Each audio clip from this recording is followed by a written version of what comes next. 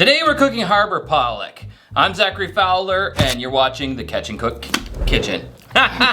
So the other day we went out with Brody, our buddy who is a guide, Marsh River Outfitters, and we caught some striper, or I should say Holden caught some striper. How's that feel? It's pretty nice. There's a squid on that too. Let's see if that smaller rig is what they're all about. Fish on. Hey, at least we're getting new species for me. Fish on. Ah, a couple more pollock. That one's not too bad size. Yeah. And we managed to catch a whole bunch of different ground fish, like the pollock, which, you know, you can catch these almost anywhere from a breakwater. Even during the middle of winter, the pollock seems to be around. And these are super delicious.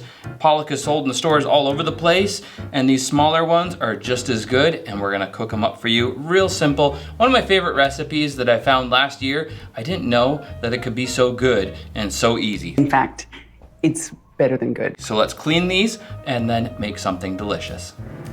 Only thing about cleaning up pollock is they're a little bit on the stinky side, so don't get into the guts if you don't have to, because you don't have to. We're just gonna start with an easy cut up by the top fin here and cut down in nice and light, and then cut down the spine. We're using our new Heritage Steel knives that they sent us. I'm gonna move these guys out of the way. You go all the way down until your knife starts to come through towards the other side. You'll feel and just follow the ribs. Try not to cut through the ribs. They're very soft on this. I'm not gonna try to remove any meat down the belly section because there's almost nothing there. This is where I always bring it to the edge of my cutting board, like so. That way the knife can ride cleanly along the meat. One clean push. The fillet is ready to go. Nothing needs to be trimmed from it. It's boneless. So we'll do the rest of them up like this, and then we'll put them in the pan. And last one done. I think I'm gonna give them a little rinse off because I did nick that last one, and it doesn't hurt to rinse them off and pat them dry on a little paper towel. Before we cook them, we're just gonna let them sit for just a minute after we've given them a little dash of pepper and a dash of salt. Now, we need our most important ingredient outside of the butter. There it is, our key ingredient nestled quietly in our backyard little herb area is the sage.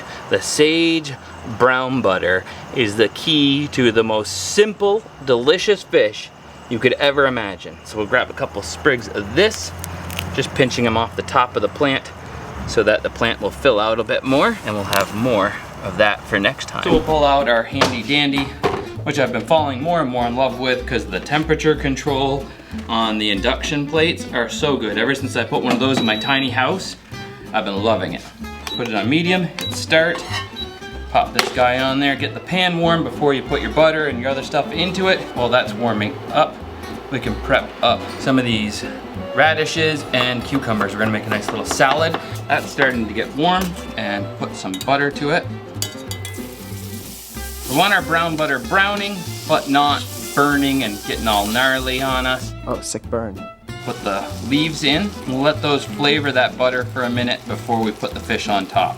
And our butter is now nicely browned, and we are ready to lay our fish in there. I always lay it in away from you kind of thing. Meanwhile, we'll work on our salad. All right, our fish is looking good. So we're gonna take and go in underneath each one, get it underneath, and flip our pollock, which is not going quite so well because it is a very flaky fish, which means it's really gonna take on all the flavor, but not an easy flip. Finish up our salad.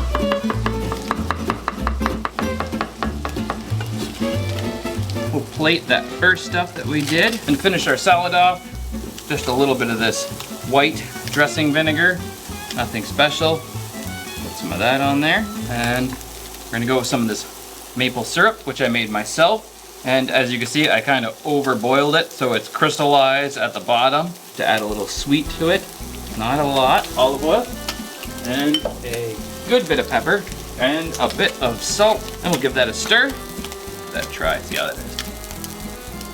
Mmm, so light, so refreshing. That'll be perfect.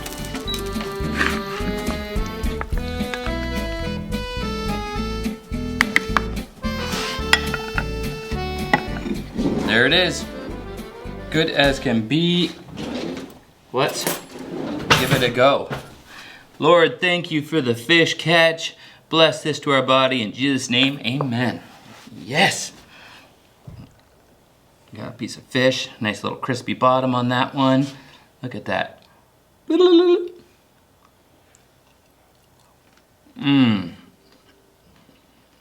That is amazing. Not too rich, but it is very buttery.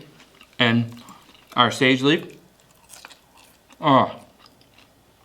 So crunchy. And then a cool, refreshing bite of our little cucumber radish salad. A little sweet, a little vinegary, a little bit of pepper, and so good. There you have it. Little harbor pollock, so easy to catch, so easy to cook. Any fish is good like this. Some fish are better than others. If you're gonna do a bass, make sure you fillet the skin off of it. Freshwater fish, unless it's a trout, you leave the skin on, and you do it with this little sage brown butter. So good. That's it for us. If you like to catch more than you like to cook, tune into our other channel, Fowler's Maker of Mischief, where we have all kinds of awesome adventures. And we'll see you guys in the next one. Fowler, out. Celebrity guest judge, can I make it good for kids? Bum, bum. Yummy? She's still thinking. It's disappearing very quickly though. Thank you. 10/10. 10 out of 10? Even on the salad? Yeah. Wow.